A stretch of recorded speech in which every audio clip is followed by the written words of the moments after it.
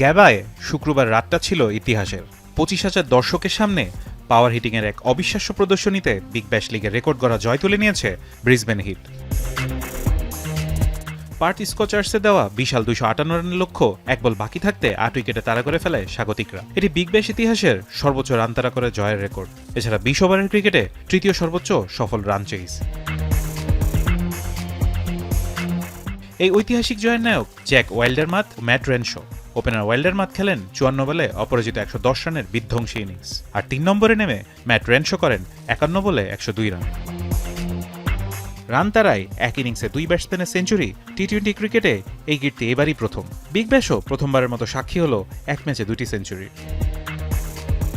দ্বিতীয় উইকেটে দুজনে 212 রানের জুটি বিগ ব্যাশ ইতিহাসে যে কোনো উইকেটে সর্বোচ্চ, আর টি-20 ক্রিকেটে দ্বিতীয় উইকেটে এটি তৃতীয় সর্বোচ্চ জুটি।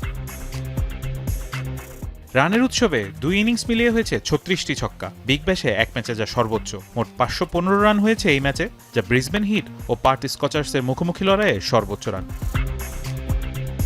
সব মিলিয়ে গ্যাবার এই ম্যাচ শুধু একটি ম্যাচ নয়, বরং এটি বিগ ব্যাশ ও বিশ্ব টি-20 ক্রিকেটের ইতিহাসে অন্যতম স্মরণীয় ম্যাচ।